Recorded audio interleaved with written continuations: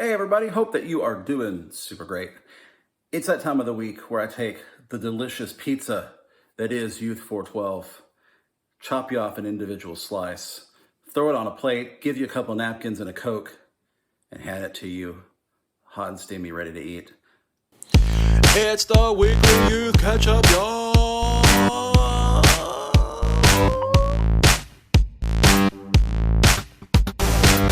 So, hope you've had a great week. This week in youth, we continue talking about stress and anxiety and how it relates to our family, the people we live with the most. And it can be a great source of healing and a place where God really works in our lives, and it can also be a source of stress. It can be a beautiful thing, and it can be a thing that really makes our lives not feel so great. And we talked about that again. And we kind of worked through some ideas about that, particularly how are our families unique? What are some ways that our families are different than others, whether it's our circumstances, who we live with? Some of us live with grandparents, some of us live with parents, some of us have extended families that we live with, and those circumstances can change how our families relate to each other, as does our cultural background of our families. We had some families in youth who came from the Midwest. We have some families that come from the South, and those are two very different cultures when it comes to dealing with family problems. And so that can really affect how our families work. Again, it's not good or a bad thing. It's just how it is. And so we talked through that a little bit as a group and what ways we can learn to deal with it. Specifically, how can we find someone in our family who deals with stress well and learn from them?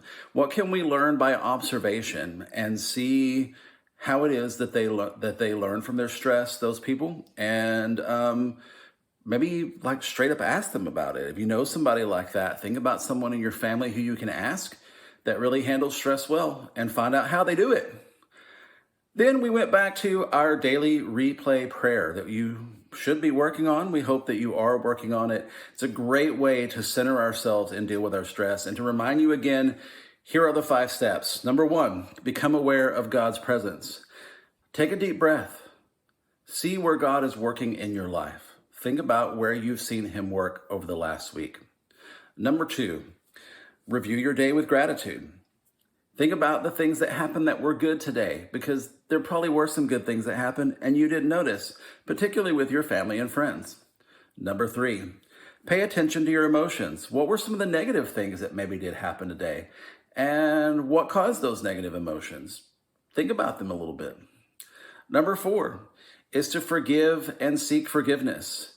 Think about the ways in which we need to be forgiven. Did we do something wrong that we should ask forgiveness for from God?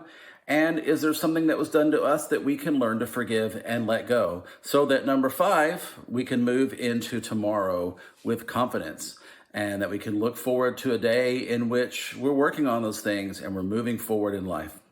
So that's what we talked about. Want to remind you guys again, we have a couple of events coming up. October 31st, we will have our drive-through trunk or treat. So if you're interested in helping with that, it'd be a great family activity. Bring a car, set up, and hand out some candy. If you'll talk to Kristen at the church about how to do that.